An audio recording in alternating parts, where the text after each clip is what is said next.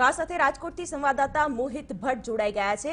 મોહિત, sense લેવાની પ્રક્રિયા ભાજપે હાથ ધરી છે, ખાસ કરીને સૌરાષ્ટ્રમાં ભાજપની જે પકડ કમજોર થઈ રહી છે તેને ધ્યાનમાં રાખીને, સાથે સાથે ઘણા બધા એવા ચૂંટણીલક્ષી ફેક્ટર્સને ધ્યાનમાં રાખીને ઉમેદવારની પસંદગી।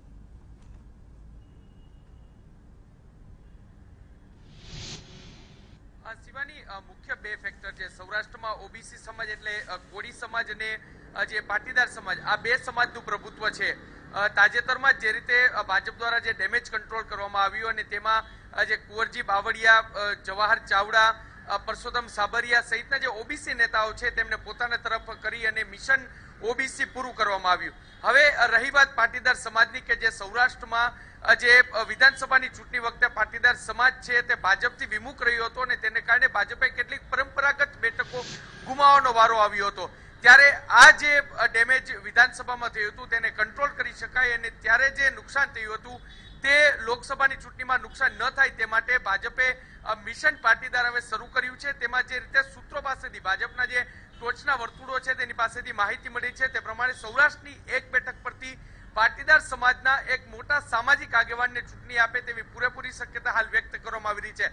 ખાસ કરીને રાજકોટ અને પોરબંદર આ બે એવી બેઠક છે કે જ્યાં જાતિવાદી સમીકરણ છે તે સૌથી મહત્વનું સાબિત થઈ શકે છે। ખાસ કરીને જો રાજકોટમાં કડવા પાટીદાર સમાજને ટિકિટ આપે તો પોરબંદરમાં લેવા પાટીદાર સમાજના કોઈ એક વ્યક્તિને ટિકિટ આપવી પડે, પરંતુ અત્યારે જે રીતે માહિતી મળી રહી છે તે પ્રમાણે રાજકોટ બેઠક પરથી સામાજિક ચહેરો કે જે અત્યાર સુધી સીધી રીતે રાજકારણમાં નથી આવ્યો તેવા એક ચહેરાની પસંદગી ઉતારે તેવી પૂરેપૂરી શક્યતા વ્યક્ત કરવામાં આવી રહી છે।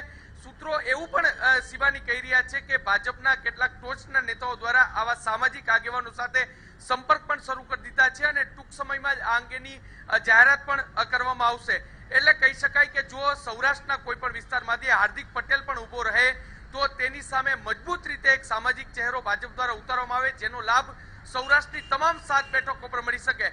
ખાસ કરીને રાજકોટ, જુનાગઢ, પોરબંદર અને અમરેલી બેઠક કે જે પાટીદારનો ગઢ માનવામાં આવે છે, આવી બેઠકમાં સીધી રીતે ફાયદો થાય તે પ્રકારનું ભાજપનું એક મિશન છે તે શરૂ થઈ ગયું હોય તેવું સ્પષ્ટપણે લાગી રહ્યું છે। હવે કડવા પાટીદાર સમાજમાંથી કે લેવા પાટીદાર સમાજમાંથી આ કયા ચહેરો સામે આવે છે તે જોવાનું સૌથી મહત્વપૂર્ણ રહેશે, પરંતુ એક વાત ચોક્કસ છે કે ભાજપના ટોચના નેતાઓ દ્વારા આવા સામાજિક અગ્રણીઓ છે તેમનો સંપર્ક શરૂ કરવામાં આવ્યો છે અને લોકસભાની ચૂંટણીમાં ટિકિટની જાહેરાત થાય તે પહેલા આવું સરપ્રાઈઝ નામ સામે આવ્યું તેવું સ્પષ્ટપણે લાગી રહ્યું છે। જી બિલકુલ મોહિત, જોડાવા માટે આભાર। તો કોઈ સરપ્રાઈઝ નામ પણ સામે આવી શકે છે રાજકોટ બેઠક પરથી।